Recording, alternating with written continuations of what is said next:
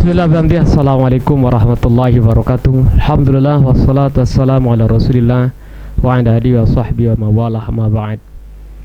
Para pemirsa, pada kesempatan yang berbahagia ini kita akan lanjutkan kajian kita, yakni kajian fikih 4 mazhab dengan judul Hukum memberikan daging kurban kepada non-muslim. Kalau di perkotaan, lebih-lebih di komplek, biasa masyarakat hidupnya majmuk, ya. Artinya ada yang muslim, ada yang non muslim. Nah, bagaimana hukum dalam pandangan Islam, dalam pandangan ulama, memberikan daging kurban kepada non muslim? Nah, sebelum kita membahas tentang masalah daging kurbannya, kita akan membahas terlebih dahulu tentang zabaihnya, ya, beberapa sembelihan. Al-istilahat al-muta'alliqah biz-zabaih, istilah-istilah yang berhubungan dengan sembelihan. Pertama, nah ini pembahasan kita, al-udhiyah. Al-udhiyah itu yaitu ma yuzbahu taqarruban ilallah fi ayyamin nahri. Nah, yang namanya al-udhiyah itu adalah binatang ternak yang disembelih di hari nahar. Ya, hari nahar itu berarti mulai dari tanggal 10, kemudian tanggal 11, nanti hari tasyrik, ya, 12, 13, ya. Berarti kalau di luar itu disembelih atau sebelum tanggal 10, berarti tidak masuk namanya udhiyah. Berarti mulai disembelihnya tanggal 10 sampai tanggal 13, baru itu dinamakan dengan udhiyah, ya. Nah, kemudian ada istilah al-kurban. Nah, ini di Indonesia istilah ini justru yang lebih populer, istilah kurban. Nah, apa perbedaan antara al-udhiyah dengan kurban? Udhiyah itu adalah kurban itu adalah ma yataqarrabu bihil 'abdu ila rabbih, sesuatu yang digunakan oleh seorang hamba untuk takarrub, mendekatkan diri kepada Rabbnya, kepada Tuhannya. Sawa'un kana minaz zabaih am min ghairiha, baik itu dari sembelihan atau dengan menggunakan sembelihan atau yang lain. Berarti kurban ini sangat umum, ya. Lebih umum dibandingkan dengan udhiyah. Kalau udhiyah itu khusus harus binatang ternak, yaitu mulai dari kambing, kemudian sapi, ya, dengan sejenisnya yaitu kerbau, kemudian unta. Nah, tapi kalau kurban bisa jadi ayam juga kurban. Sembelih ayam kita bagikan sama orang, itu kurban. Atau masak telur, misalnya goreng telur, ya, kalau di Lombok itu telur opor namanya, yaitu kita goreng, kita bikin, ya, telur opor, ya, dikasih sama orang, itu masuk kurban. Karena di sini kurban itu lebih umum, minaz zabaih am ghairiha, baik dari yang sembelihan atau tidak, ya. Nah, ini kalau kita misalnya ditanya, ini gimana kalau orang kolektif, satu kambing atau satu sapi, tapi dia itu korban 100 orang yang ada di kelas. Nah, itu di Jakarta banyak terjadi seperti itu. Ada orang satu kambing, kadang-kadang satu kelas itu 30 misalnya. Nah, itu dia kurban, ya, kurban masuk. Tapi udhiyah tidak bisa. Karena udhiyah itu syaratnya adalah satu kambing untuk satu orang, 7 orang, satu sapi atau satu unta, ya. Kemudian berikutnya ada namanya al-hadyu. Al-hadyu. Al-hadyu itu ma itu zakka minal an'am fil haram. Binatang ternak yang disembelih di tanah haram fi ayyamin nahar, ya, pada hari-hari nahar. Kenapa? Litamatu'in, karena melaksanakan haji tamattu au qiranin atau haji qiran. Nah, haji itu ada 3, ada yang namanya tamattu, kemudian ada namanya qiran, ada namanya ifrad. Nah, tamattu itu umrah dulu baru haji. Kalau qiran, ihramnya itu haji plus umrah bersamaan. Itu yang qiran. Nah, orang yang melaksanakan haji tamattu dengan haji qiran, itu kena dam. Nah, istilahnya Di sini bahasa Arabnya nama al-hadiyu.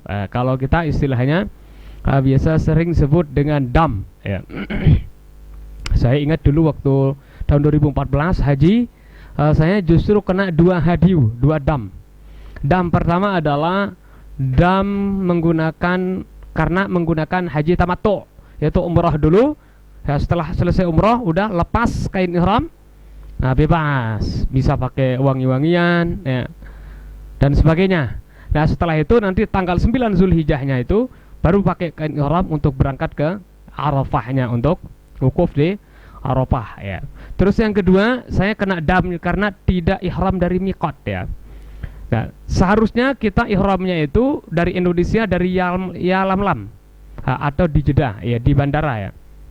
Nah cuma karena waktu itu saya pakai visa, namanya visa amil musim haji ya, bukan visa seperti biasa ya teman-teman yang visa haji ya, makanya kita tidak bisa ihram langsung dari pesawat yang sejajar dengan Yalamlam atau setelah di bandara, tidak bisa karena kita nggak pakai visa amil musim haji. Nah makanya kena dam 2. Pertama dam karena menggunakan tamattu, yang kedua dam menggunakan tidak ihram dari miqat ya. Nah, itu namanya hadyu. Au tarki wajibin min wajibatir nusuk, atau meninggalkan kewajiban daripada wajib haji ya. Wajib haji kalau dalam mazhab Syafi'i itu adalah sesuatu yang kalau ditinggalkan tetap sah hajinya, cuma kena dam. Mana contohnya? Ya tadi itu ya, meninggalkan ihram dari miqat.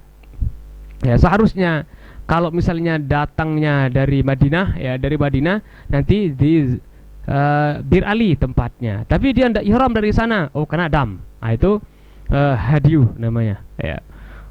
Au fi'li mahzurat, atau melaksanakan mahzuratin nusuk ya, melaksanakan yang dilarang di dalam haji atau umrah ya.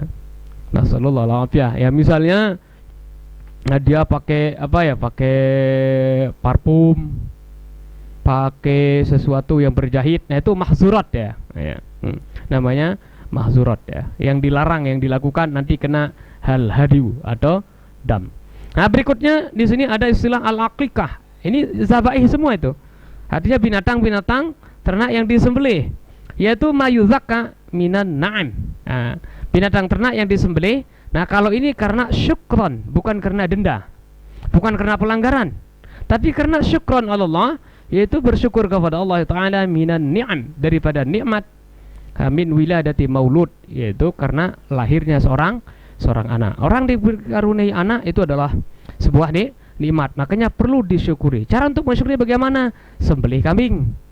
Kambingnya berapa? Kalau perempuan itu 1, kalau laki itu 2. Nah itu ya, karena ada orang yang sudah sekian tahun nikah, 14 tahun bahkan 16 tahun nikah, tidak bisa punya anak ya, bahkan sampai kurban ya, macam-macam lah, ikut bayi tabung apalah namanya, tapi ternyata gagal juga. Nah berarti nikmat anak itu ternyata luar biasa. Makanya kalau kita punya anak itu bagaimanapun rupanya itu ya, kita bersyukur kepada Allah. Jangan anaknya hitam kemudian nyesal punya anak ya, tidak boleh itu ya.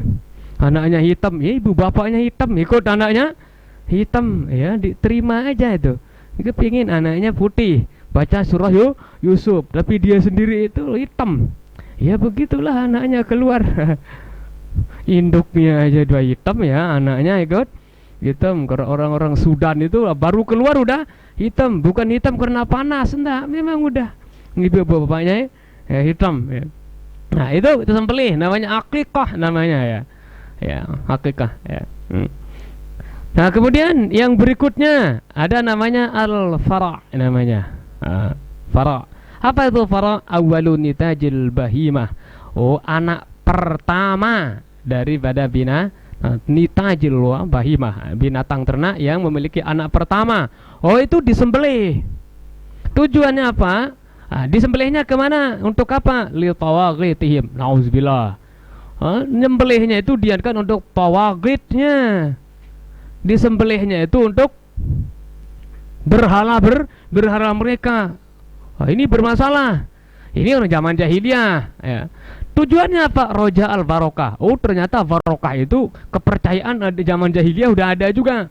Bukan sekarang aja ada kepercayaan barokah. Barokah di mana? Fil induknya barokah. Bentuk kebarokahannya bagaimana? Oh, nanti wakasratin nasal. Oh, keturunannya terus beranak terus gitu. Nah, binatang ternak itu ya kalau rajin beranak kan bagus itu ya.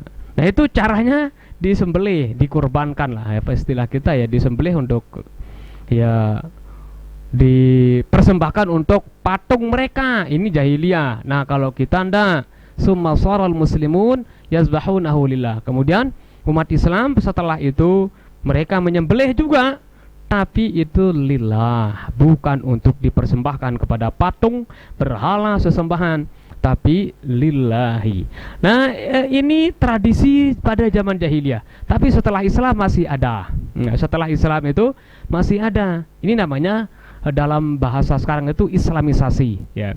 Ada ajaran-ajaran sebelum Islam itu, kemudian setelah masuk Islam ditetapkan itu tradisi itu, cuma dirubah sistemnya ya.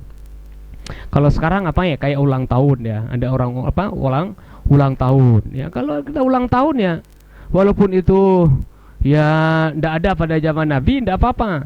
Yang penting itu adalah syukron lillah ala ni'matil umur, yaitu kita bersyukur kepada Allah terhadap nikmat umur yang diberikan. Nah, cuma sistemnya yang harus kita rubah. Mungkin kita baca Al-Quran, baca Yasin, baca apalah itu, kemudian doa, sedekah. Ya, saya termasuk orang yang tidak setuju orang yang ulang tahun terus tiup lilin. Ngapain tiup lilin ya? Terus waktu siang, untuk apa siang itu waktu untuk apa lilin di waktu siang? Tidak ada manfaatnya itu. Ya, terus tiup lilinnya, macam-macam, terus dansa lagi. Oh, kalau itu udah togut masuk, setan itu kalau udah itu masuk ya. Nah, cara-cara seperti itu ndak usah kita adopsi. Ya udah, kalau kita mau tasyakuran dengan cara nyembelih, dengan cara sedekah, dengan cara baca Al-Qur'an dan sebagainya. Nah, itu termasuk islamisasi namanya. Nah, kemudian yang terakhir namanya itu al-atirah namanya. Al-atirah. Apa al-atirah? Zabihah. Sama, sembelihan juga. Karena ahlul jahiliyah yazbahunahu fil ashril awal min Rajab. Oh, li ilahatihim. Orang jahiliyah itu menyembelih ya, sembelihan di kapan? Waktunya 10 pertama bulan Rajab. Ini orang jahiliyah yang punya tradisi. Ya, summa saral muslimun yazbahunahu min ghairi wujub. Kemudian setelah itu ya enggak apa-apa umat Islam menyembelih, tapi bukan diwajibkan ya. Bukan diwajibkan. Udah disembelih aja, setelah itu bagi kepada orang-orang yang miskin atau kepada keluarga kita atau siapa. Nah, itu tidak masalah. Itu termasuk dalam kategori namanya jadi islamisasi ya. Nah, di Indonesia, tradisi di Indonesia, di Jawa, termasuk di Jakarta di sini, yaitu orang-orang yang sudah mengandung 4 bulan. Nah, itu biasa ada tasyakuran. Ada ya sembelihan ke apalah gitu. Niatnya apa? Ya doa supaya anaknya yang sudah usia atau janinnya yang sudah usia 4 bulan diberikan kesehatan, kekuatan, sehingga ya nanti di dalam perut ibunya itu dalam keadaan sehat ya. Karena ya anak kalau sudah umur 4 bulan itu sudah saatnya untuk peniupan ruh. Ya enggak apa-apa, kita syukuran, doa ya. Sudah diberikan janin kita udah usia 4 bulan, kemudian kita doakan supaya janin kita itu selamat. Nah, itu islamisasi termasuk. Nah, setelah itu nanti setelah 7 bulan. Nah, 7 bulan itu udah umur matang. Ya. Anak kalau udah 7 bulan kemudian keluar itu bagus sudah. Lebih baik anak itu sebenarnya keluar umur 7 bulan dibanding keluar 8 bulan. Biasa kalau keluar 8 bulan justru rentan akan keguguran ya.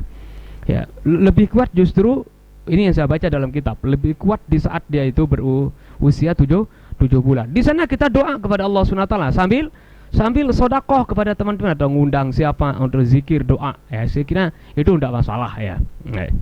Karena tidak ada unsur-unsur yang ada unsur maksiatnya, tidak ada ya.